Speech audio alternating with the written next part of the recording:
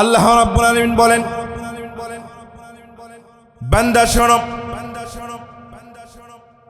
তোমার জীবন পরিচালনা করার জন্য সংসদ নামে একটা সূরা আমি তোমাদেরকে উপহার দিয়েছি। আর এই সংসদ নামক সূরার 13 নম্বর অনুচ্ছেদের ভিতরে আমি তোমাদের জন্য 2টা আইন পাশ করে দিয়েছি। কয়টা আইন? একটু আওয়াজ দিয়ে বলতে হবে, কয়টা আইন? 2টা আইন পাশ করে দিয়েছি।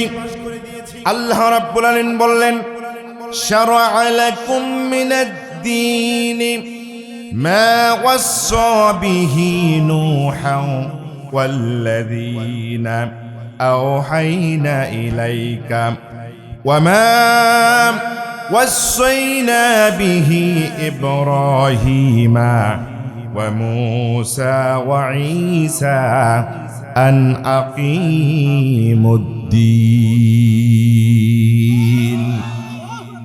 আল্লাহ রাব্বুল আলামিন বললেন, বান্দা শোনো, শারআ লাকুম মিনাদ-দীন, বান্দা দ্বীনের ব্যাপারে আমি আল্লাহ রাব্বুল আলামিন তোমাদের জন্য দ্বীনের বিষয়ে, দ্বীনের ব্যাপারে আমি আল্লাহ তাআলা তোমাদের জন্য চূড়ান্ত বিধান নির্ধারণ করে দিয়েছি।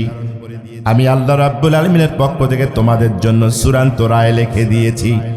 এ বান্দা শোনো, এই রায়টা শুধু তোমার জন্য নয়, ও আমার নবী, ও আমার হাবিব, এই রায়টা শুধু, এই বিধানটা শুধু তোমার উম্মতের জন্য নয়, বরং হযরত নূহ আলাইহিস সালাতু ওয়াস সালাম থেকে শুরু করে পৃথিবীতে যত নবী রাসূল এসেছিলেন, আমি আল্লাহ রাব্বুল আলামিন সকল নবীদের জন্য, সকল নবীর উম্মতের জন্য আমার পক্ষ থেকে এই 2টা চূড়ান্ত রায় তাদের জন্য নির্ধারণ করে দিয়েছিলাম। বলি সুবহানাল্লাহ।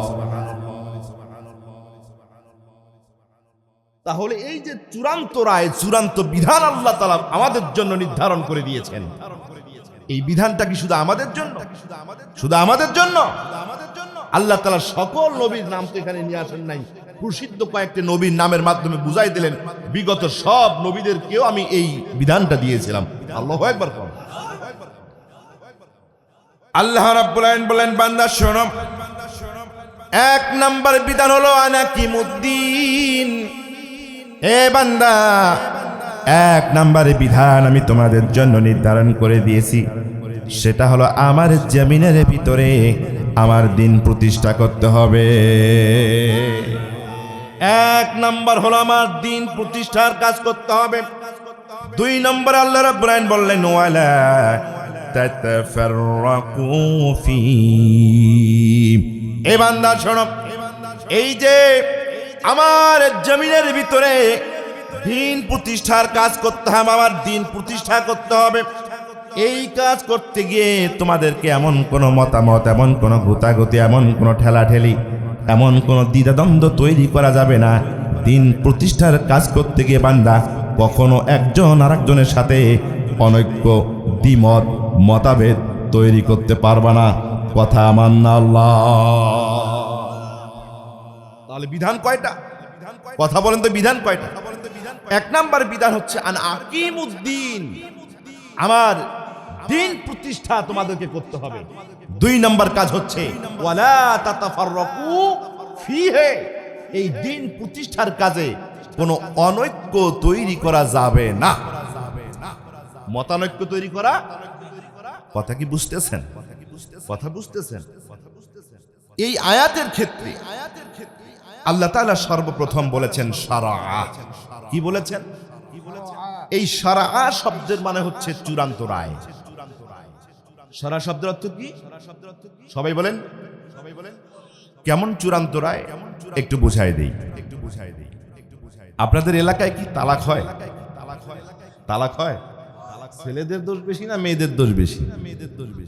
হ্যাঁ, না না, বাংলাদেশের একটি জরিপ হচ্ছে 73% তালাক হয় মেয়েদের কারণে।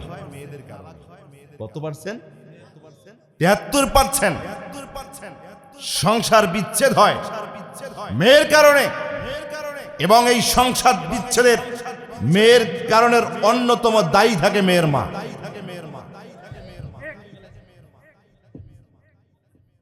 মেয়ের মার ভূমিকা একটি সংসার ভাঙার ক্ষেত্রে অত্যন্ত গুরুত্বপূর্ণ প্রভাব বিস্তার করে। এবং আমাদের দেশে এই তালাকের প্রভাব এত বেশি, শুধুমাত্র ঢাকাতে 24 ঘন্টায় 36টা তালাক সম্পন্ন হয়ে যায়। নাউজুবিল্লাহ বলবেন না? এখানে তো যুবক ভাইরা আছেন, বিয়ে শাদী এখনো করে নাই।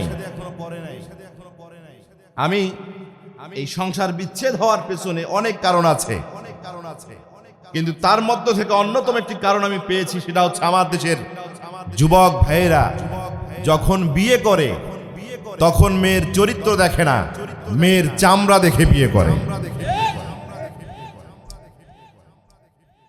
মেয়ের চামড়া দেখে, রূপ দেখে পাগল হয়ে যাওয়ার কারণে ছেলে বিয়ে করে, আর 10 দিন 12 দিন 2-4 সপ্তাহ যেতে না যেতেই এই ছেলে তার জীবনের ভুল বুঝতে পারে। এজন্য যুবক ভাইদের বলবো, কখনো মেয়ের সুন্দর চেহারা দেখে বিয়ে করা, মেয়েদের মিষ্টি মিষ্টি কথা শুনে যুবকদেরকে পাগল হওয়া যাবে? বিয়ের ক্ষেত্রে যুবকদেরকে মেয়ের নৈতিকতা, মেয়ের ধার্মিকতা, মেয়ের চরিত্রকে প্রাধান্য দিতে হবে। সম্মানিত হাজিরিন, আপনাদের এলাকায় একটা তালাক হয়ে গেছে। এখন অধিকাংশ তালাক এমন ভাবে হয় প্রস্তুতি ছাড়াই। প্রস্তুতি ছাড়াই কি হয়? তালাক হয়ে যায়। শেষ পর্যন্ত মসজিদের ইমামের কাছে যায়, যাওয়ার পর বলে, হুজুর এইটা হয়েছে, একটু ফতোয়া দেন। ফতোয়া দেয় যে না, তোমাদের আর সংসার চলবে না, বিয়ে বিচ্ছেদ হয়ে গেছে। এরকম হয় না? ছেলে চিন্তা করতেছে তালাক তো হয়ে গেছে, এটা কেমন কাম হয়ে গেল। এখান থেকে চলে গেছে সুন্দরগঞ্জ বাহিরগোলা মসজিদের ইমামের কাছে, উনি ফতোয়া দিছে। ফতোয়া দেওয়ার বলতেছে, হ্যাঁ সংসার করা যাবে, তবে আরেকবার বিয়ে পড়াইতে হবে। হয় কিনা? মনের মধ্যে খটকা বাড়ছে না কমছে? বাড়ছে না? তারপরে চলে গেল রংপুরের জুমাপাড়ার মাদ্রাসার প্রধান মুফতির কাছে। এই মুফতি এমন একটা ফতোয়া দিল, যেই ফতোয়ার এক হুজুরের ফতোয়ার সাথে আর এক হুজুর ফতোয়ার মিল নাই। আছে না? আছে না? সম্মানিত ভাইরা আমার, রাগের কারণে, মহব্বতের টুকরা, কলিজার টুকরা স্ত্রীকে যুবক তালাক দিয়ে ফেলেছে। সংসার করে খেতে হবে, কিন্তু যুবক ইসলামের উপরে শ্রদ্ধা ছিল, ইসলামের উপরে আনুগত্য আছে তার, যার কারণে এলাকার ইমামদের কথায় তার মন ভরে নাই। শেষ পর্যন্ত বাংলাদেশের সরকারি ফতোয়া ইসলামিক ফাউন্ডেশনের অফিস বাইতুল মোকাররমে চলে গেছে। যাওয়ার পর বাইতুল মোকাররমে গিয়ে ইসলামিক ফাউন্ডেশনের ফতোয়া বোর্ডের কাছে ফতোয়া চেয়ে নিয়েছে। এলাকার হুমায়ুন হুজুর কি ফতোয়া দিল, এলাকার হাফেজ সাহেব শফিকুল ইসলাম শামীম কি ফতোয়া দিল, বাহিরগোলা মসজিদের ইমাম কি ফতোয়া দিয়েছে, রংপুরের মুফতি সাহেব কি ফতোয়া দিয়েছে। ইসলামিক ফাউন্ডেশনের 20 জন বড় বড় মুফতি ফতোয়া বোর্ড করে বসেছে, ফতোয়া অ্যানালাইসিস করেছে। করার পরে 20টা কোরআনুল কারীমের আয়াত, 20টা হাদিস, আরো 15-20টা ফতোয়ার কিতাবের রেফারেন্স দিয়ে ফতোয়া জারি করে দিল, রে যুবক তোর সংসার বিচ্ছেদ হয়ে গেছে, ওই বউকে নিয়ে আর সংসার করা যাবে না। হয় না? এই ফতোয়াটিকে বাংলাদেশের সর্বোচ্চ ফতোয়া বোর্ড ইসলামিক ফাউন্ডেশনের মুফতিরা 20 জন মুফতি একসঙ্গে বসে সমস্ত ইমামদের ফতোয়াকে অ্যানালাইসিস করার পরে এরাও কোরআনের আয়াতের হাওলা, হাদিসের হাওলা, ফতোয়ার কিতাবের হাওলা দিয়ে বলল, সিল ছপ্পর মারি দিয়ে বলল, যাও তোমার বউ বিচ্ছেদ হয়ে গেছে, এখন আর বিয়ে হবে না। এই ফতোয়ার উপরে এলাকার কোন মুন্সি, এলাকার কোন হুজুর, এলাকার কোন মুফতির দেওয়ানগিরি করার টাইম আছে? কথা বুঝে বলবেন, টাইম আছে? এতক্ষণ পর্যন্ত যে হুজুরেরা মাসালা দিয়েছে এটা ফতোয়া, এটা কি ফতোয়া। কিন্তু ইসলামিক ফাউন্ডেশন থেকে ফতোয়া বোর্ড রিসার্চ করার পরে, ঘটনার চূড়ান্তভাবে অ্যানালাইসিস করার পরে যেটা ফতোয়া দিয়েছে এটার নাম ফতোয়া না, এটার নাম হচ্ছে শরআ। আল্লাহু আকবার বলবেন না? এটার নাম কি? শারআ। এ পর্যন্ত ক্লিয়ার হয়েছে না? আরেকটা উদাহরণ দিতে হবে, এটাই ক্লিয়ার। সামনে আর না বাড়াই, একটু টাচ দিয়ে যাই। আপনি যদি আদালতে যদি মামলা করেন, প্রথম আপনার মামলাটা থাকে ম্যাজিস্ট্রেট কোর্টে, রায় পছন্দ হয় নাই, আপনি আপিল করেছেন জজ কোর্টে, জজ কোর্টের রায় আপনার পছন্দ হয় নাই, আপনি আপিল করেছেন হাইকোর্টে, হাইকোর্টের রায় আপনার পছন্দ হয় নাই, আপনি আপিল করেছেন সুপ্রিম কোর্টে, সুপ্রিম কোর্টের রায় আপনার পছন্দ হয় নাই, সুপ্রিম কোর্টের উপর একটা আপিল বিভাগ নাকি একটি রিভিশন দেওয়ার জন্য একটা বিভাগ আছে, আপনি সেখানে আপিল করেছেন। সেখানকার 8 জন দেশের প্রধান বিচারপতি বসে তারা সমস্ত মামলার নথিপত্র খুঁজে তারা চূড়ান্ত একটা রায় দিয়েছে। এই রায়টা নড়চড় করার মতো দ্বিতীয় কোন কোর্ট বাংলাদেশে আছে? কথা বলেন, আছে? এতক্ষণ এই কোর্টগুলো যে রায় দিয়েছে এটা ছিল ফতোয়া। এটা কি ছিল? ফতোয়া ছিল। কিন্তু আপিল বিভাগ, সুপ্রিম কোর্টের আপিল বিভাগ যখন রায় দিয়েছে, এই রায়টার ফতোয়া না, এই রায়টার নাম হচ্ছে শরআ। যেই শরআকে ওলট পালট করার দক্ষতা বাংলাদেশের কোন আইনজীবীর, বাংলাদেশের কোন বিচারকের, বাংলাদেশের কোন আদালতের নাই। সম্মানিত ভাইয়েরা আমার, আল্লাহ রাব্বুল আলামিন বলেন, বান্দা শোনো, এই কোরআনুল কারীমের ভিতরে আমি তোমাদের জন্য অনেক কাজকে ফরজ করে দিয়েছি, অনেক ইবাদত বন্দেগী তোমাদের জন্য ফরজ করে দিয়েছি, অনেক কাজগুলা তোমাদের জন্য আমি হারাম করে দিয়েছি।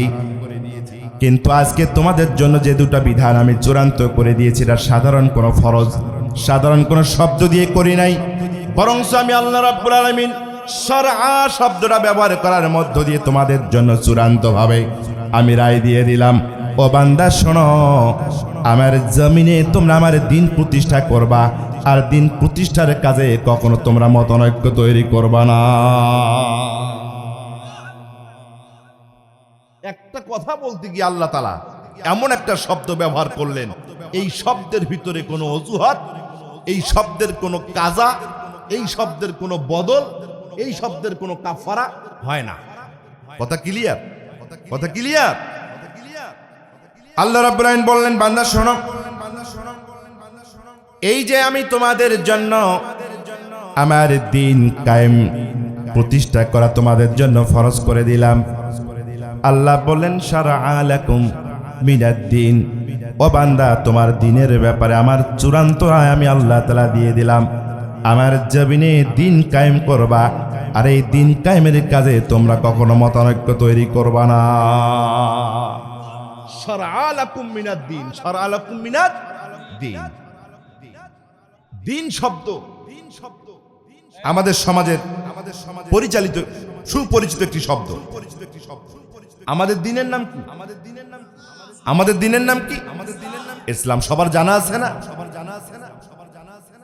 তো দিন মানে আমরা যেটা বুঝি, হিন্দুরা যেরকম সকাল সন্ধ্যা মন্দিরে গিয়ে পূজা করে, তারপর ধর্ম পালনের দায়িত্ব তার পক্ষে শেষ। এরপরে খ্রিস্টানেরা সকাল সন্ধ্যায় একবেলা দুই বেলা তার গির্জার ভিতরে যাবে, প্রার্থনা করবে, তার ধর্মের কাম শেষ। আমরা এমনটাই মনে করি যে দিন মানে হচ্ছে আমি নামাজ পড়লাম, আমি রোজা করলাম, দান সদকা করলাম, বাস আমার দিন পালন হয়ে গেছে। দিন মানে আমরা এটা বুঝি, এবং এই দিন শব্দের উপরে আমাদের পরিপূর্ণ জ্ঞান না থাকার কারণে আমরা দিনটাকে শুধুমাত্র নামমাত্র ধর্মের কয়েকটা কাজের মধ্যেই সীমাবদ্ধ রেখেছি। আমাদের বাংলাদেশের একজন সুপ্রসিদ্ধ একজন রাজনীতিবিদ, ইনি দেখলাম বলতেছে যে ইসলামের সাথে রাজনীতির কোনো সম্পর্ক নেই। উনি বলতেছে ইসলাম হচ্ছে আমাদের দিন, দিন মানে হচ্ছে ধর্ম। এটা তো রাজনীতির বিষয় না। নাউজুবিল্লাহ বলবেন না? কেন এই কথাটা বলতেছে? উনি এত বড় একজন নেতা এবং জ্ঞানী মানুষ হওয়ার পরে উনি দিন শব্দের ব্যাখ্যাই বোঝে নাই। আল্লাহ রাব্বুল আলামিন এই কোরআনুল কারীমের ভিতরে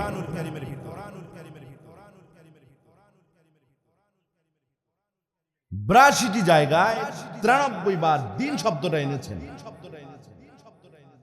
82টি জায়গায় 93 বার আল্লাহ তাআলা দিন শব্দটি নিয়ে এসেছেন। আমি ব্যক্তিগতভাবে গবেষণা করেছি। এই গবেষণার ভিতরে দেখেছি আল্লাহ তাআলা এই দিন শব্দকে কোরআন কারীমের এক এক জায়গায় এক এক অর্থে ব্যবহার করেছেন। সুবহানাল্লাহ বলবেন না? যেমন আল্লাহ তাআলা দিন দিয়ে পরকালকে বুঝিয়েছেন। কি বুঝিয়েছেন? পরকাল। এরা কই গেল? এখানে দায়িত্ব কি আছে? পানি নিয়ে আসেন, গরম পানি। দিনের প্রথম অর্থ আল্লাহ তাআলা ব্যবহার করেছেন দিন মানে হচ্ছে পরকাল। দিন মানে কি? পরকাল। আল্লাহ রাব্বুল আলামিন বললেন সূরাতুল ফাতিহার ভিতরে আল্লাহ রাব্বুল আলামিন বলছেন আলহামদুলিল্লাহি রাব্বিল আলামিন আর রহমানির রহিম মালিকি ইয়াউমিদ্দিন। আল্লাহ বললেন মালিকি ইয়াউমিদ্দিন। আল্লাহ বললেন মালিক ইয়াউমিদ্দিন। মালিক মানে হলো অধিপতি, দিন মানে হলো বিচার দিবস। আল্লাহ রাব্বুল আলামিন বললেন বান্দা শোনো, আমি হলাম মালিক ইয়াউমিদ্দিন, আমি হলাম বিচার দিবসের মালিক, আমি হলাম পরকালের মালিক, আমি হলাম হাসরে নাসরের মালিক। জোরে কোন সুবহানাল্লাহ। তাহলে প্রথমে আল্লাহ তাআলা সূরা ফাতিহার ভিতরে দিন শব্দের অর্থ বলেছেন দিন মানে হচ্ছে পরকাল। দিন মানে কি? কথা বলেন তো, দিন মানে কি? এরপরে আল্লাহ রাব্বুল আলামিন দিন মানে আনুগত্য বুঝিয়েছেন। দিনের 2 নাম্বার অর্থ হচ্ছে আনুগত্য করা।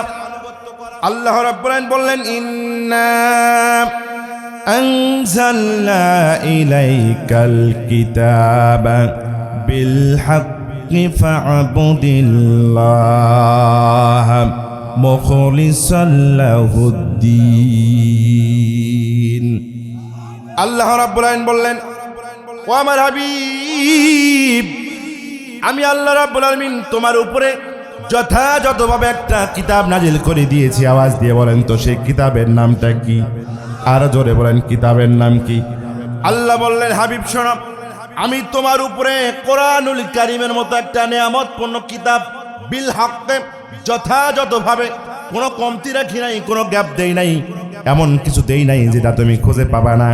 বরঞ্চ আমি আল্লাহ রাব্বুল আলামিন সব কিছু কোরআনুল কারীম দিয়ে একটা কিতাব, সব কিছু যথাযথভাবে দিয়ে কোরআনুল কারীম নামক একটা কিতাব আমি তোমার উপরে নাজিল করে দিয়েছি। আল্লাহ বললেন ফা'বুদিল্লাহ মুখলিসাল লাহুদ্দিন। আল্লাহ বললেন আমার হাবিব ফা'বুদুল্লাহ, সুতরাং আপনি আমার ইবাদত করবেন। কার ইবাদত করবে? আমাদেরকে ইবাদত করতে হবে কার? আল্লাহ বললেন বান্দারা সুতরাং তোমরা আমার ইবাদত করবে মুখলিসাল লাহুদ্দিন, এবং একানিষ্ঠতার সাথে, বিনয়ের সাথে, বিশুদ্ধতার সাথে আমি আল্লাহ রাব্বুল আলামিনের আনুগত্য প্রদর্শন করবে। জোরে কোন সুবহানাল্লাহ। মুখলিসাল লাহুদ্দিন, মুখলিস মানে হচ্ছে একানিষ্ঠতার সাথে, বিনয়ের সাথে, দিন মানে হচ্ছে আনুগত্য। মুখলিস হয়ে আমার আনুগত্য স্বীকার করবে। আওয়াজ দিয়ে কোন সুবহানাল্লাহ। তাহলে দিন শব্দের 2 নম্বর অর্থ হচ্ছে আনুগত্য। দিন শব্দের 2 নম্বর অর্থ কি? কথা বলেন তো, আনুগত্য। আমরা কি সব জায়গায় আল্লাহর আনুগত্য করতে পারি? পারি। ছেলেরা যখন যুবতীদের জন্য মেয়েদের দিকে যখন তাকায়, স্কুল গেটের সামনে, কলেজের সামনে, রাস্তার মোড়ে যুবকেরা যখন মেয়েদের দিকে তাকায়, হুশ ঠিক থাকে না। এই যে একটা যুবক একটা ছেলের দিকে তাকাইতেছে, এই যুবক আল্লাহর আনুগত্য করতেছে না শয়তানের আনুগত্য করতেছে? তার মানে আমরা চাইলেই ব্যক্তিগত জীবনে একান্ত বিষয়ে আমরা আল্লাহর আনুগত্য করতে পারি না। কথা কি বুঝতেছেন? যুবক অফিস থেকে কিংবা মাঠ থেকে কাজ শেষ করে বাসায় এসেছে, আর তার বউ তাকে এমন কথা বলা শুরু করে দিল, তোমার মা আমাকে হ্যান করেছে, ত্যান করেছে, এটা বলেছে, ওটা বলেছে, না আমি থাকতে পারবো না। ঝগড়া হয়েছে শাশুড়ির সাথে, কি হয়েছে না হয়েছে এ নিয়ে বিনিয়ে সব কিছু স্বামীকে বলেছে। আছে না এরকম বউ? স্বামীর মেজাজ হয়ে গেছে খারাপ, রাগের চোটে ঘর থেকে বের হয়ে বৃদ্ধা বাবা মার সামনে গিয়ে দাঁড়িয়ে ছেলে সন্তান মাকে যা তা বলল, বাবাকে যা তা বলল। তোমার আচরণে তোমার আব্বা মা, বৃদ্ধ বাবা মা কষ্ট পেল। এই যে যুবকটা বউয়ের কথা শুনে, আরে বাবা মার অপরাধ থাকতেই পারে, তোমার বাবা মার বয়স হয়েছে, তার একটু ভুল হতেই পারে, তুমি সেটা তোয়াক্কা করলে না, তোমার বউয়ের কথা শুনে তোমার মার সাথে দুর্ব্যবহার করলে। একটু বলেন তো, এই ছেলে কি আল্লাহর আনুগত্য করলো নাকি বউয়ের আনুগত্য করলো? আল্লাহ রাব্বুল আলামিন বললেন, ফাদউল্লাহ মুখলিসিনা লাহুদ্দিন ওয়ালাউ কারিহাল কাফিরুন। আল্লাহ বললেন, আমার হাবিব শোনো, আমার বান্দারা আমাকে ডাকবে একনিষ্ঠতার সাথে, বিশুদ্ধতার সাথে আমার আনুগত্যকে মেনে নেবে। আমার বান্দারা জীবনের ওরতে পরতে, জীবনের প্রতিটা গলিতে, জীবনের প্রতিটা পর্যায়ে আমার আনুগত্য করবে। দুনিয়ার কাফের বেঈমানেরা এটা পছন্দ করে না। বান্দারা আল্লাহর আনুগত্য সব জায়গায় করুক, তারা পছন্দ করে না। কাফিরেরা পছন্দ করে না, মুশরিকরা মুনাফিকরা পছন্দ করে না। তাহলে আল্লাহ তাআলা বললেন মুখলিসিনা লাহুদ্দিন, দিন মানে হচ্ছে আনুগত্য। দিনের 2 নম্বর অর্থ কি? কথা বলেন তো, 2 নম্বর অর্থ কি? সম্মানিত ভাইয়েরা আমার লক্ষ্য করুন, আমি কোরআনুল কারীম খুলে রিসার্চ করেছি, খুঁজে খুঁজে আয়াতগুলো বের করেছি। আল্লাহ রাব্বুল আলামিন দিন শব্দটাকে রাষ্ট্রীয় কতগুলি পরিভাষা, রাষ্ট্রবিজ্ঞানের কিছু পারিভাষিক শব্দে আল্লাহ তাআলা দিন শব্দটা ব্যবহার করেছেন। সুবহানাল্লাহ কোন, আরো জোরে কোন সুবহানাল্লাহ। আল্লাহ রাব্বুল আলামিন দিন মানে আইন, দিন মানে হুকুম, দিন মানে বিধান, দিন মানে শাসন। আল্লাহ রাব্বুল আলামিন দিন শব্দটাই কোরআনুল কারীমের ভিতরে সংবিধান অর্থে ব্যবহার করেছেন। জোরে কোন সুবহানাল্লাহ।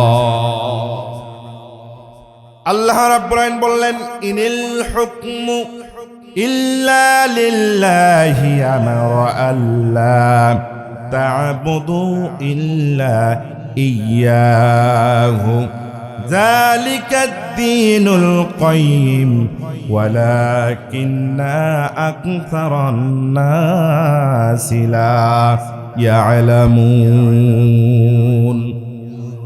আরশে আজিমের মালিক বললেন, ও দুনিয়ার মানুষেরা শোনো, ইনিল হুকমু ইল্লা লিল্লাহ, আমি আল্লাহ ছাড়া বিধান দেওয়ার মালিক কেউ।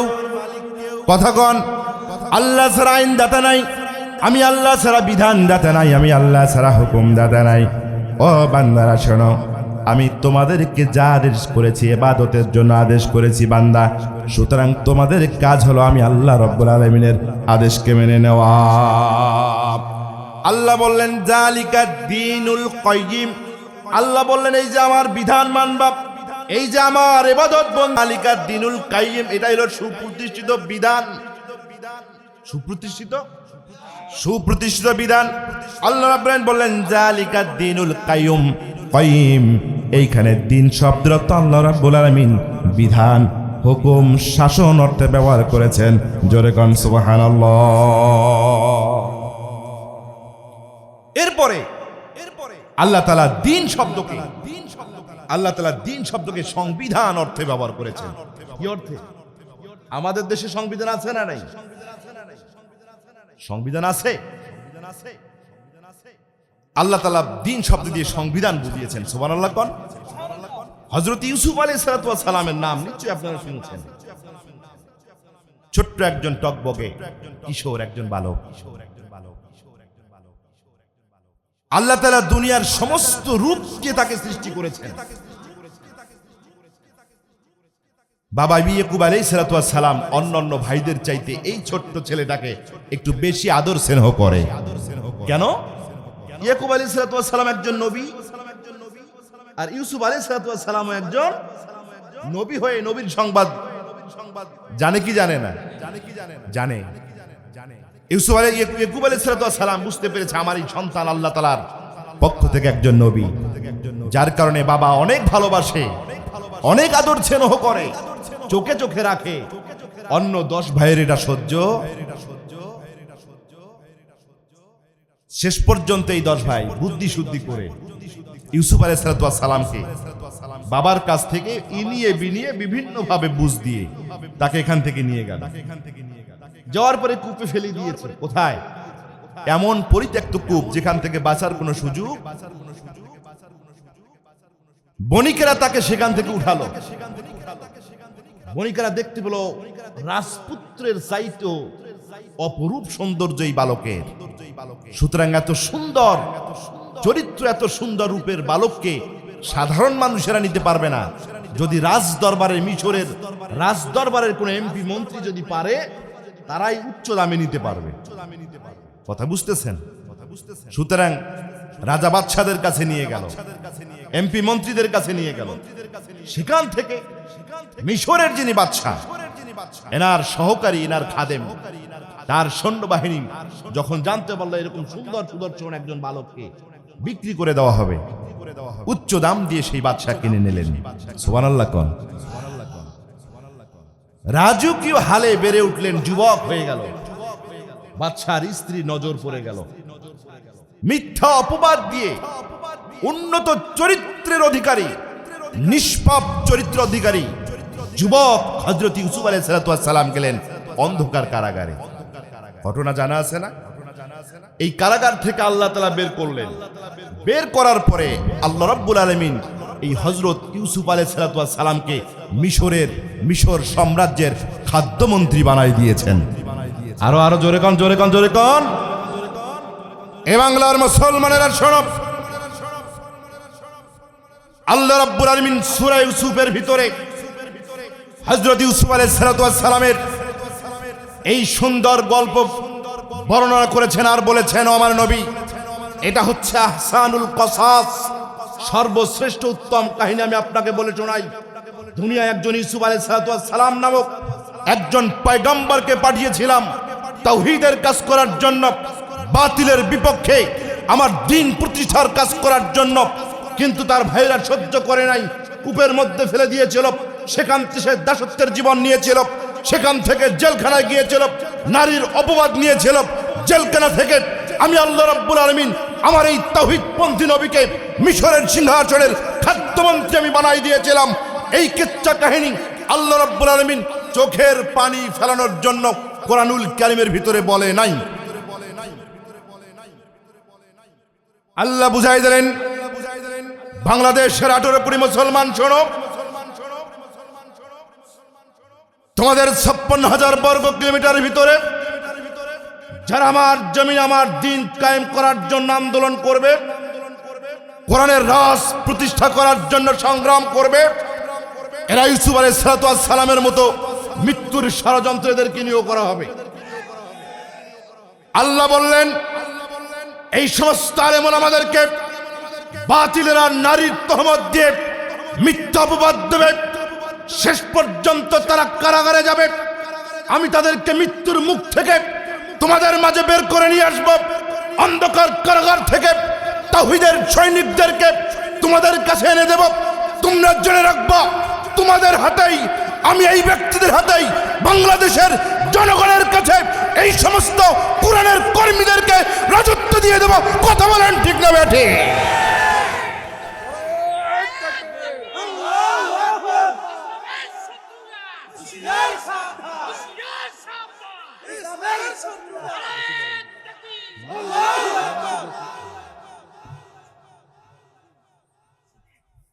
কোরআনুল কারীমের ভিতরে আল্লাহ তাআলা 1000 আয়াত দিয়েছেন হুকুম সংক্রান্ত, অথচ 6236টি মতান্তরে 6666টি আয়াত এখানে আছে। মুসার কিসসা শুনিয়েছেন, ফেরাউনের কিসসা শুনিয়েছেন, সাপের কিসসা শুনিয়েছেন, শোনার নাই? কে শুনিয়েছেন?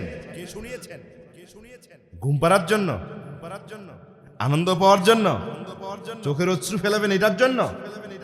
আল্লাহ বুঝাই দিলেন, বাংলাদেশের মুসলমানেরা মুসার কাহিনী দিয়েছি, ফেরাউনের কাহিনী দিয়েছে কারণে তুমি যদি মুসলমান হও, তোমার সমাজে কারা মুসার উত্তরসূরি আর কারা ফেরাউনের উত্তরসূরি এটা জানার জন্য এই কাহিনী তোমাকে আমি শুনিয়েছি। ইউসুফ আলাইহিস সালামের কাহিনী আহসানুল কসাস, আল্লাহ তাআলা বলছেন এমনি এমনি শুনাই নাই, ক্ষমতা এমনি এমনি আসবে না, জমিনের ভিতরে দিন প্রতিষ্ঠা এমনি এমনি হবে না। এদেরকে তিল তিল করে গড়ার পরে আমি আল্লাহ রাব্বুল আলামিন ক্ষমতার মসনদে এদেরকে বসায় দেই। সম্মানিত ভাইয়েরা আমার, হযরত ইউসুফ আলাইহিস সালাতু ওয়াস সালাম মিশর সাম্রাজ্যের খাদ্যমন্ত্রী। কিনানের ভিতরে দুর্ভিক্ষ শুরু হয়ে গেছে। হযরত ইয়াকুব আলাইহিস সালাতু ওয়াস সালাম নবী মানুষ বুঝতে পেরেছে, জানতে পেরেছে আমাদের এই অঞ্চলের ভিতরে মিশরের বাদশা বড় ন্যায়পরায়ণ বাদশা, সুতরাং তোমরা তার কাছে চলে যাও। তোমরা যদি মিশরের আজিজের কাছে যাও, বাদশার কাছে যদি চলে যাও, আর যদি আমাদের অভাব অনটনের কথা বলো, তাহলে মিশরের বাদশা তোমাদেরকে ত্রাণ দিয়ে দেবে। জোরে কোন সুবহানাল্লাহ।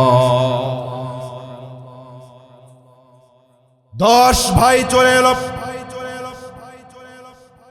রাজপ্রাসাদে ঢুকে গেছে। খাদ্যমন্ত্রী হযরত ইউসুফ আলাইহিস সালাতু ওয়াস সালাম সিংহাসনের ভিতরে বসা। 10 জন যুবক ভাই হযরত ইউসুফ আলাইহিস সালাতু ওয়াস সালামের সামনে দাঁড়িয়ে গেছে। ওই যে হযরত ইউসুফ আলাইহিস সালাতু ওয়াস সালাম 20-25 বছর আগে ছোট্ট বয়সে এই ভাইদেরকে দেখেছে, তারপরে দীর্ঘদিন দেখা হয় নাই। কিন্তু ছোট্ট ভাই বড় হয়ে গেছে, বড়রা চিনতে পারে নাই, ছোট ভাই বড়দেরকে চিনতে পেরেছে। ছোট যখন বড় হয়ে যায় ওকে সহজে চেনা যায় না, কিন্তু 10 বছরের ছেলে এই ভাইকে যদি দেখে, 20 বছর পরে যদি ওই ছেলেটা দেখে, বুঝতে পারবে এটা আমাদের এলাকার হুমায়ুন হুজুর।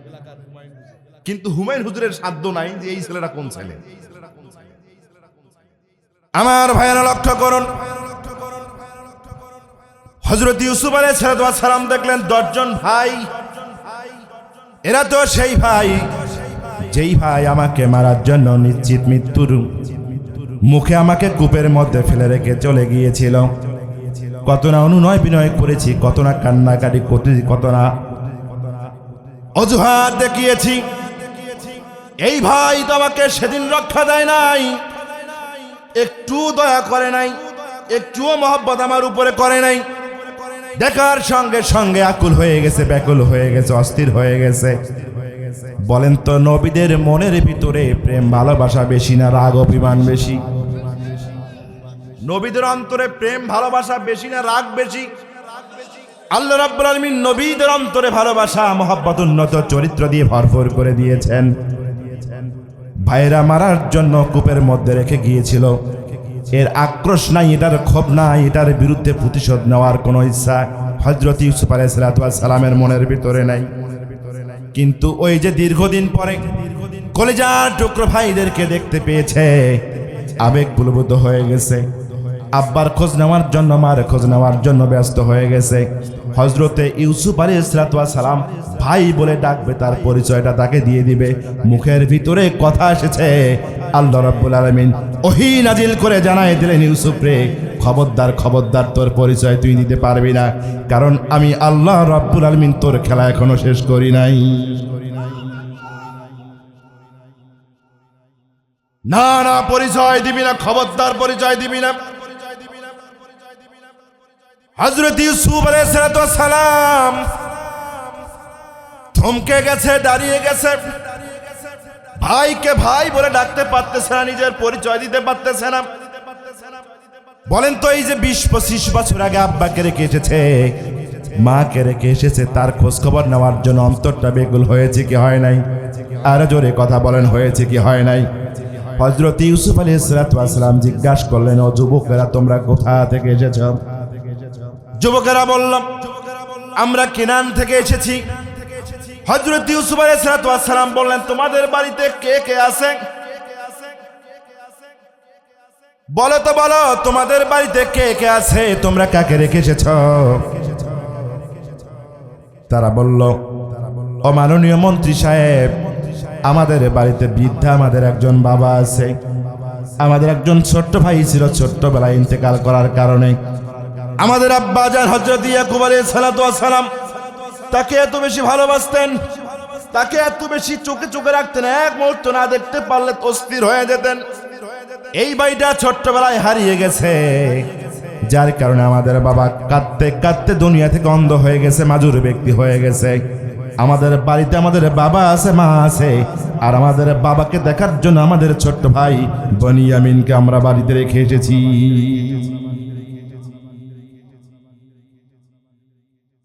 সম্মানিত ভাইয়ের আমার, লক্ষ্য করুন, কত না একটা আর্তনাদমূলক আবেগমূলক একটা ঘটনা আল্লাহ তাআলা কোরআনুল কারীমের ভিতরে বলে দিলেন। আপন ভাই হওয়ার পরেও পরিচয় দিতে পারে না, বাবার খোঁজ খবর নিল, কিন্তু বাবার ব্যাপারে অতিরিক্ত কোনো কথা হযরত ইউসুফ আলাইহিস সালাম বলতে পারে না।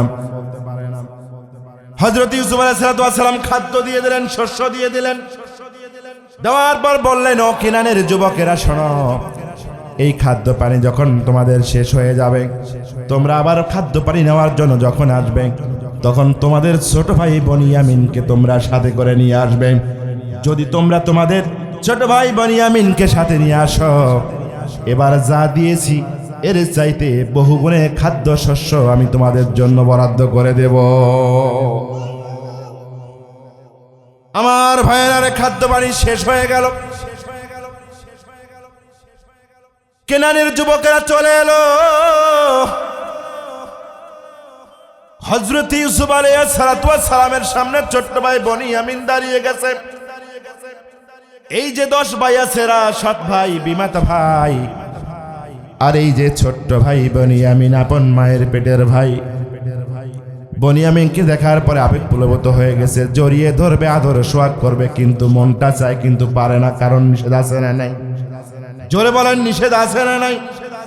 হযরত ইউসুফ আলাইহিস সালাম কৌশল করে নিজ কামরার ভিতরে ডেকে নিলেন বনিয়ামিনকে। বনিয়ামিনকে নিজ কামরার ভিতরে নেওয়ার পরে গালে চুমু খায়, মাথায় চুমু খায়, জড়িয়ে ধরে আদর করে ভালোবাসা দেয়, আরে বলে, ভাই রে বল তো বল, আমার বাবা কেমন আছে? ও কলিজার টুকরো ভাই, বলো তো বলো, আমার বাবা কেমন আছে? বলো তো বলো, আমার জনম দুঃখিনী মা কেমন আছে? না না, বনিয়ামিন বুঝতে পারে না, কথার গতি বুঝতে পারে নাই, হযরত ইউসুফ আলাইহিস সালামকে চিনতে পারে নাই।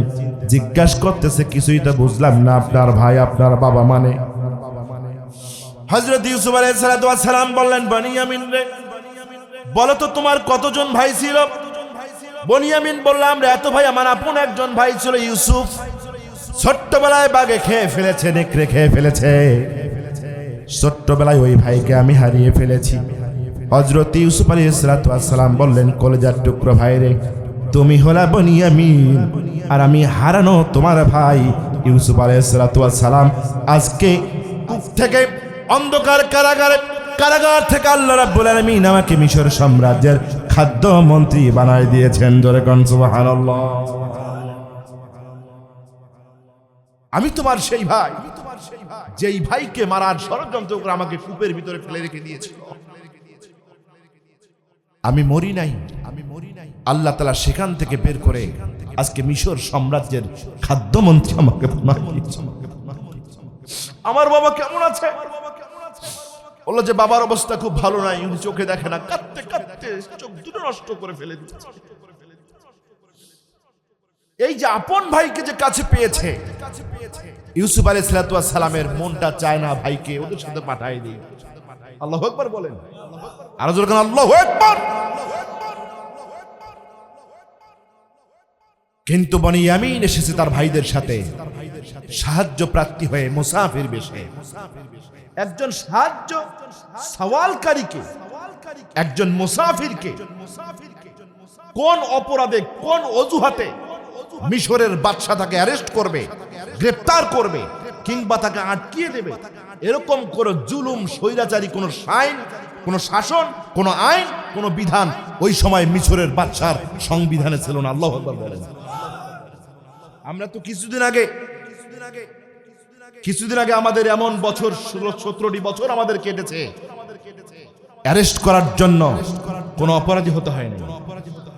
মাথায় টুপি ছিল, মুখে দাড়ি ছিল, মাথায় টুপি নাই, মুখে দাড়ি নাই, কোরআনের পক্ষে রাস্তার মোড়ে কথা বলেছেন, 4 স্টলের ভিতরে বসে কথা বলেছেন, আর ওই সমস্ত জালিমের পেটাত্তারা আপনাকে গভীর রাতে এসে বাড়িতে বলতেছে ওসি সাহেব আপনাকে ডাকতেছে।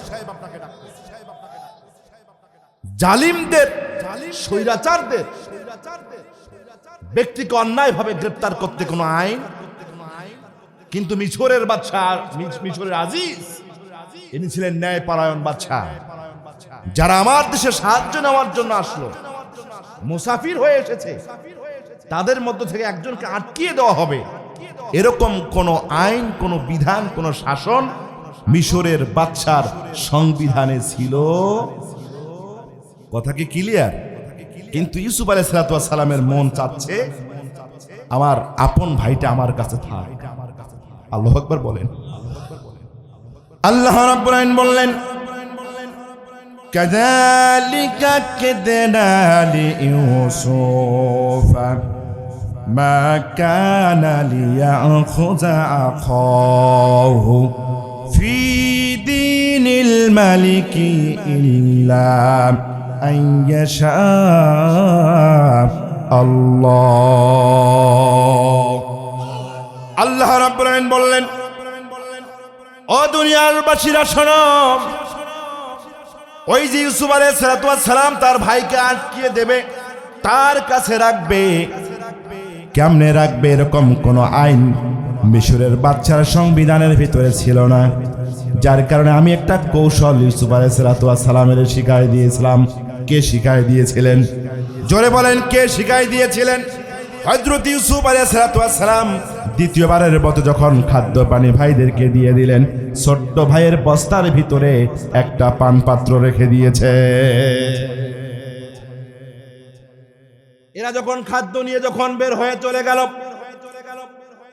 হযরত ইউসুফ আলাইহিস সালাম বলল, দেখো তো কেনানের যুবকেরা চলে গিয়েছে, আমার ঘরের ভিতরে একটা পান পাত্র পাচ্ছি না। আল্লাহু আকবার বল, জোরে কোন আল্লাহু আকবার।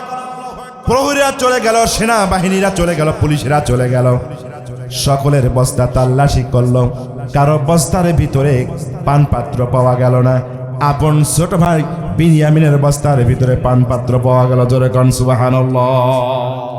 এই বিনিয়ামিন হলো চোর, সে রাজপ্রাসাদ থেকে পান পাত্র চুরি করেছে, সুতরাং একে গ্রেফতার করো। আল্লাহু আকবার বলেন। আল্লাহ বললেন, এই যে কৌশলটা, এই কৌশলটা আমি আমার নবীকে শিখাই দিয়েছিলাম, কারণ একজন নিরীহ নিরপরাধ মানুষকে আটকানোর, অ্যারেস্ট করার কোনো আইন, কোনো বিধান মিশরের বাদশার সংবিধানে ছিল না। আল্লাহ বললেন, কাযালিকা কিদনা লিইউসুফ, এই যে ইউসুফ আলাইহিস সালামকে যে ষড়যন্ত্রটা করেছে, এটা আমি ইউসুফ আলাইহিস সালামকে শিখাই দিয়েছিলাম। মা কানা লিয়াখুযা আখাহু, কারণ ইউসুফ আলাইহিস সালাম তার ভাইকে যে আটকিয়ে দেবে, এরকম কোন আইন, ফি মানে মধ্যে, দিন মানে সংবিধান, মালিক মানে বাদশা, মিশরের বাদশার সংবিধানের ভিতরে এই ধরনের কোন আইন ছিল না। আওয়াজ দিয়ে বলেন আল্লাহু আকবার। আল্লাহ বললেন, ফি মানে মধ্যে, দিন মানে আইন, দিন মানে হুকুম, দিন মানে শাসন, দিন মানে সংবিধান। আল্লাহ বললেন, ফি দীনিল মালিক, মালিক মানে বাদশা, মিশরের বাদশার সংবিধানের মধ্যে এরকম আইন ছিল না। আল্লাহ তাআলা এখানে দিন শব্দ দিয়ে বুঝাই দিলেন, দিন মানে হচ্ছে সংবিধান। দিন মানে কি? এ মুসলমান শোনো, দিন মানে তোমার শুধু নামাজ পড়া নয়, দিন মানে রমজান মাসে রোজা রাখা নয়, দিন মানে মাদ্রাসার ভিতরে 2-4 টাকা দান সদকা করলাম, এটার নাম দিন নয়। দিন মানে হচ্ছে একজন মুসলমানের পরিপূর্ণ জীবনের জন্য যাহা লাগে, সিস্টেম অফ লাইফ, জীবনের পরিপূর্ণ পরিচালনার পূর্ণাঙ্গ পদ্ধতির নাম হচ্ছে দ্বীনুল ইসলাম। আল্লাহু আকবার বলেন। আল ইয়াওমা আকমালতু লাকুম দীনাকুম ওয়া আতমামতু আলাইকুম নি'মাতি, আমি তোমাদের দিনকে তোমাদের জীবন, পরিপূর্ণ জীবন বিধান হিসেবে ঘোষণা করে দিলাম। আল্লাহু আকবার বলেন। ইন্নাদ দীনা ইনদাল্লাহিল ইসলাম, আমি আল্লাহর কাছে পরিপূর্ণ জীবন ব্যবস্থার নাম হচ্ছে ইসলাম। তাহলে দিনের 1 নম্বর শব্দের অর্থ হচ্ছে দিন মানে পরকাল। দিন মানে কি? কথা বলেন তো, দিন মানে কি? 2 নম্বর হচ্ছে দিন মানে আনুগত্য, 3 নম্বর হচ্ছে দিন মানে শাসন, দিন মানে হুকুম, দিন মানে আইন, দিন মানে সংবিধান, দিন মানে জীবন ব্যবস্থা। কথা কি ক্লিয়ার? এবার একটু আসেন। দিন মানে যদি আনুগত্য হয়, আমরা কি আমাদের জীবনে সব জায়গায় আমাদের দিন যে ইসলাম, আমাদের জীবনের সব জায়গায় কি আমরা ইসলামকে মানতে পারি? তাহলে আপনার জীবনের যেই জায়গায় আপনি আল্লাহর আনুগত্য করতে পারেন না, তার মানে এটা ক্লিয়ার, আপনি ওই জায়গায় পরিপূর্ণ মুসলমান হইতে পারেন নাই। দিন মানে হচ্ছে আইন। দিন মানে কি? আমার দেশে আইন আছে না? কথা কন না কেন? আমার দেশ কি এমনি পরিচালিত হয়? আমার দেশের কিছু আইন আছে। তাহলে যদি আপনি আমার দেশের প্রচলিত তাগুতি ব্রিটিশদের বানানো আইন যদি মানেন, তাহলে সেই ক্ষেত্রে কি ইসলাম মানা হয়? তাহলে আমি দেশের ওই আইন মানতে গেলে ওই জায়গায় আল্লাহর কাছে মুসলমান হতে পারি নাই। মুসলমান মানে কি? মুসলিম মানে হচ্ছে আত্মসমর্পণকারী।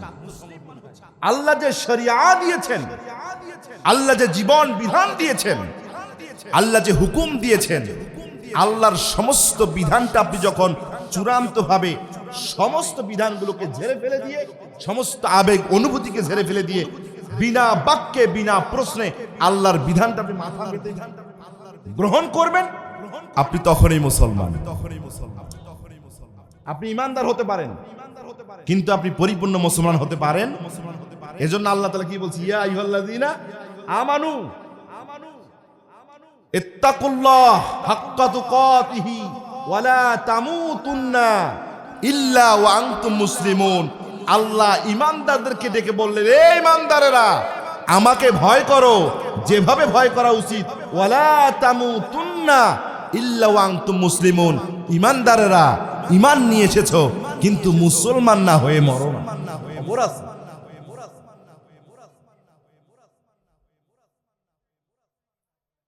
দিন মানে হচ্ছে বিচার ব্যবস্থা। দিন মানে কি? আমার দেশের বিচার ব্যবস্থা আছে না নাই? আমার দেশের বিচার ব্যবস্থা আছে না? কোর্ট কাছারি আদালত এগুলো আছে না? আপনি যদি একজন মুসলমান হয়ে এদেশের বিচার ব্যবস্থার শরণাপন্ন যদি হন, সেই বিচার ব্যবস্থা যদি কোরআন দিয়ে না হয়, দিন নামক ইসলাম দিয়ে যদি না হয়, তার মানে সেই বিচার ব্যবস্থা গ্রহণ করতে গিয়ে আপনি পরিপূর্ণ মুসলমান হতে পারেন নাই। দিন মানে যদি সংবিধান হয়, আর এই দিনটা যদি আমাদের ইসলাম ধর্ম হয়,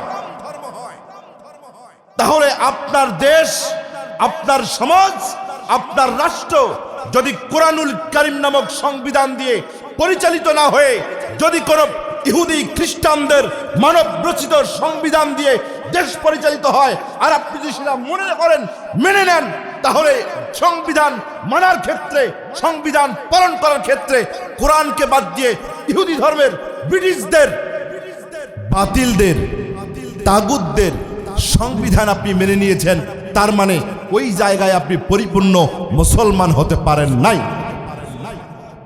কথা কি ক্লিয়ার? কথা কি স্পষ্ট বলতেছি? সুতরাং আমার দেশবাসীকে জানিয়ে রাখতে চাই,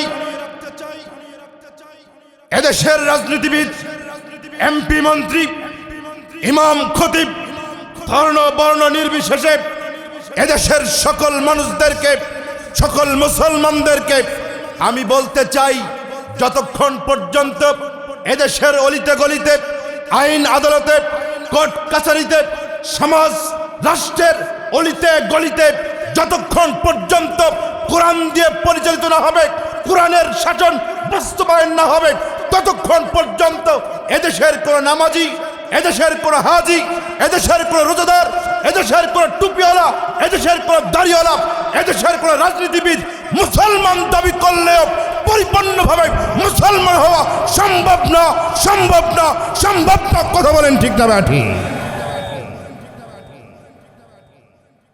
নামাজ পড়ছেন আর মুসলমান হয়ে গেছেন। কে বলেছে আপনাকে? কে বলেছে আপনাকে? আপনার সমাজ ব্যবস্থা পরিচালিত হয় তাগুতের আইন দিয়ে।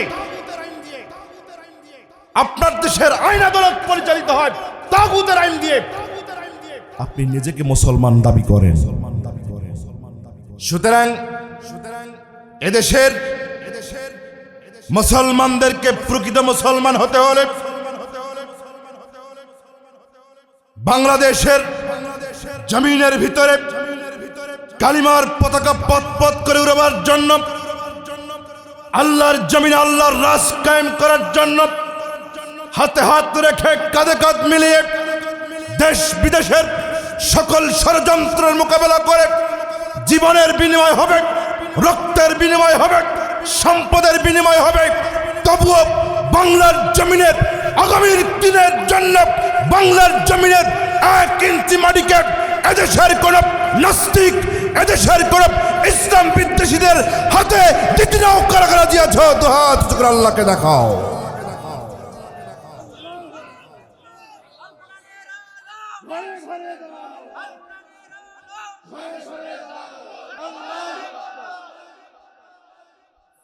মাশাআল্লাহ, কষ্ট হয়ে গেছে আপনাদের?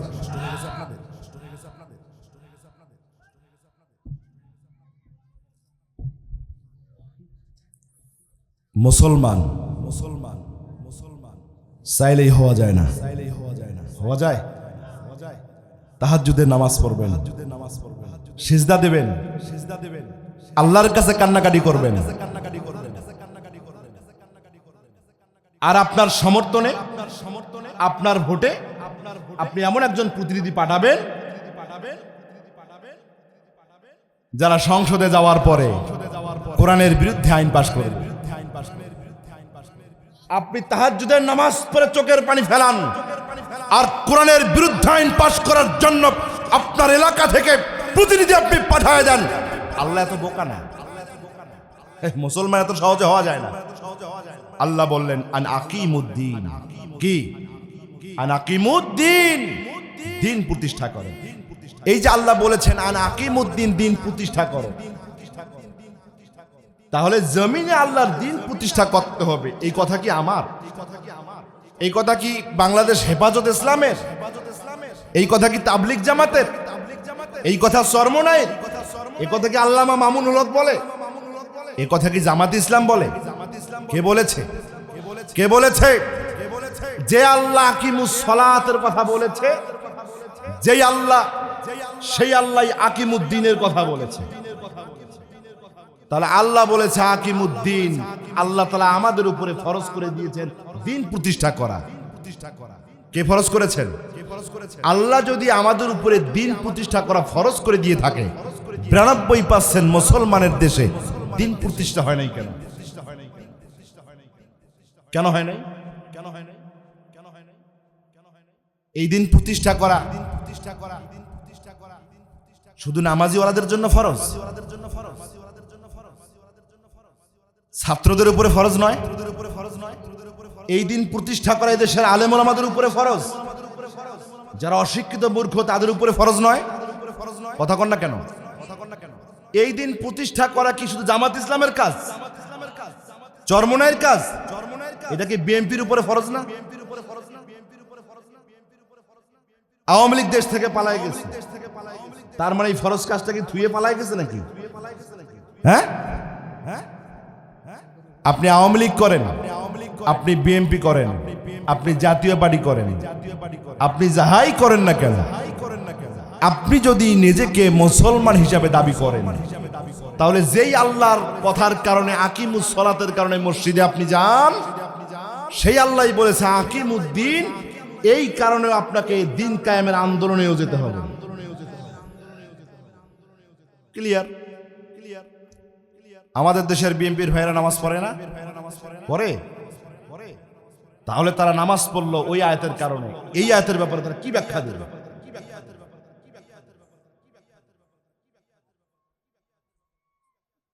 খারাপ লাগতেছে আপনাদের? 12টা পার হয়ে গেছে, আলোচনা না করি, শুধু এতটুকু বলি, শুধু এতটুকু আপনাদেরকে বলবো। আল্লাহ তাআলা বলেছেন এই কোরআনুল কারীমের এই আয়াতের শেষে বলেছেন যে ওয়ালা তাতাফাররাকু ফীহি, দিন কায়েমের কাজে কোনো ঘুটাঘুটি, কোনো ঠেলাঠেলি, কোনো মতানৈক্য তৈরি করা যাবে না। আমরা যেরকম দিন কায়েমের কাজে নাই, অপরদিকে দিন কায়েম যেন না হয় এই ব্যাপারে ঠেলাঠেলি ঘুটাঘুটি আছে না নাই? তার মানে আমরা ফরজটাকে ছেড়ে দিয়েছি আর হারামটাকে। এই কোরআনুল কারীমের ভিতর আল্লাহ তাআলা যতগুলি ইবাদত, যতগুলি আমল, যতগুলি হুকুম আল্লাহ তাআলা এই কোরআনুল কারীমের ভিতরে দিয়েছেন, নামাজ বলেন, রোজা বলেন, হজ বলেন, যাকাত বলেন, আরো যাহা কিছু ফরজ আছে আল্লাহ তাআলা যাহা এখানে ফরজ করে দিয়েছেন, কোন ফরজ কাজ আল্লাহ তাআলা কোন ফরজ কাজের কথা বলার পরে ওয়ালা তাতাফাররাকু ফীহি এই কথাটা বলে নাই। দায়িত্বতার সাথে রিসার্চ করে কথাটা বলতেছি। এমন কোন বিধান আল্লাহ তাআলা কোরআনুল কারীম, আল্লাহ তাআলা যে সমস্ত বিধান কোরআনুল কারীমের ভিতরে দিয়েছেন, কোন বিধানের শেষে এই কথা বলে নাই যে নামাজ পড়বা কিন্তু মতানৈক্য তৈরি করবা না, রোজা করবা মতানৈক্য তৈরি করবা না, হজ করতে যাবা মতানৈক্য তৈরি করবা না। শুধুমাত্র আল্লাহ তাআলা একটি জায়গায় বলেছেন দিন কায়েম করবা, এই কাজের ভিতরে মতানৈক্য তৈরি করবা না। সুন্দরগঞ্জে চলে গেছেন, মাগরিবের আজান হয়েছে, বাহির গোলা মসজিদে নামাজ হবে। একটু বুঝাই, ইমাম সাহেব লম্বা টুপি পরে নাকি পাসকল্লি পরে নাকি জালি টুপি পরে? এই আপনি কি টুপি পরবেন এই টুপি নিয়ে আমাদের সমাজে ঘুতাঘুতি আছে না? দাড়ি ছোট হবে না লম্বা হবে এটা নিয়ে ঘুতাঘুতি আছে না? কওমি আলিয়ার ঘুতাঘুতি আছে না? কথা কন না কেন?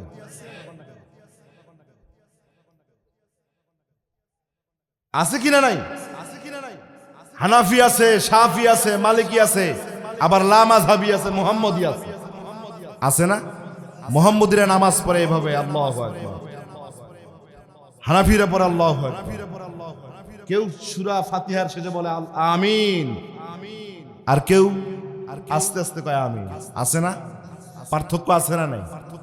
আমাদের বিএনপির ভাইয়েরা যতই যাহা কিছু কোক, ইমাম যদি জামাতি ইসলামের হয়, জামাত ইসলাম কাফের, জামাত ইসলাম বেঈমান, এদের আকীদা খারাপ বলেন এরকম। এখন মাগরিবের সময় হয়েছে, বিএনপির ভাই চিন্তা করতেছে এই মসজিদের ইমাম সাহেব তো জামাতি ইসলাম করে, সুতরাং মাগরিবের নামাজ এখানে পড়বো না। এরকম করে? এরকম করে? যেটা দুই একটা করে সেটা তার ব্যক্তিগত আচরণ। মাগরিবের আজান হয়ে গেছে,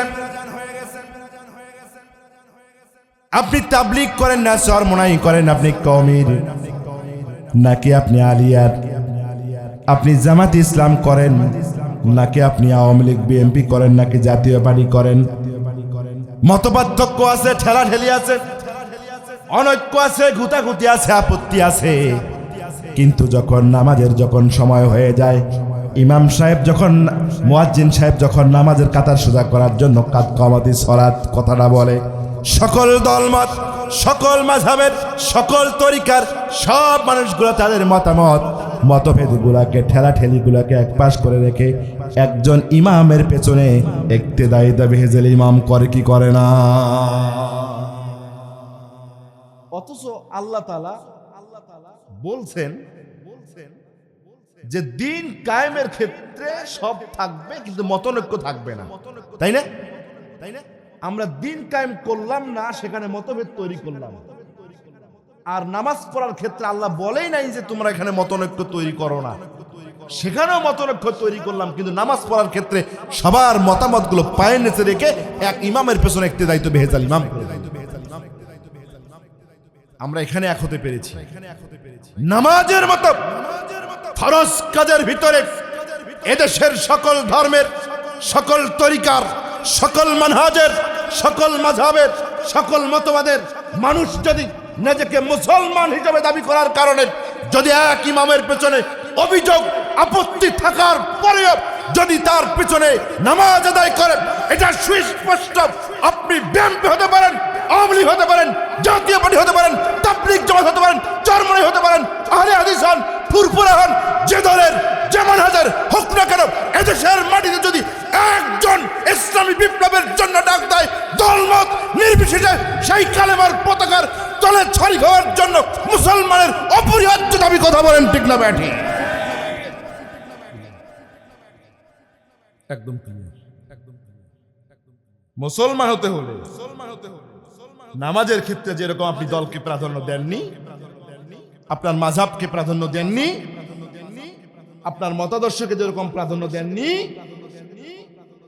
দিন কায়েমের আন্দোলন যখন কেউ একজন ডাক দিয়েছে, আমাদের বাংলাদেশকে আমরা কোরআনের আলোকে পরিচালিত করতে চাই, আমাদের বাংলাদেশকে আমরা শরিয়া ভিত্তিক আইন দ্বারা পরিচালিত করতে চাই, এই ঘোষণা যেদিন থেকে যারা দিয়েছে বা যারা দেবে, আপনার দল মত, আপনার রাজনীতি, আপনার নেশা, আপনার পেশা, আপনার আপত্তি যাই থাকুক না কেন, সবগুলো ঝেড়ে ফেলে দিয়ে এই আন্দোলন আপনাকে শরীক হতে হবে যদি আপনি মুসলমান হন।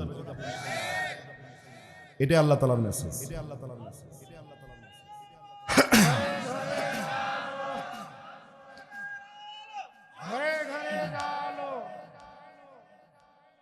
আল্লাহ তাআলা আমাদের সকলকে এই অল্প সময়ের ভিতর কোরআনুল কারীমের সূরা সূরার 13 নম্বর আয়াতের যে মেসেজ, এই মেসেজের আলোকে বাকি জিন্দেগি গড়ার জন্য, আমাদের এই সোনার বাংলাদেশটাকে কোরআনের বাংলাদেশে রূপান্তরিত করার জন্য আল্লাহ তাআলা আমাদের যতদিন হায়াত দিয়েছেন ততদিন পর্যন্ত যেন আল্লাহ তাআলা আমাদের সকলকে কোরআনের সৈনিক হিসাবে কবুল করেন। সকলে বলি আল্লাহুম্মা আমিন। আসসালামু আলাইকুম ওয়া রাহমাতুল্লাহি ওয়া বারাকাতুহু।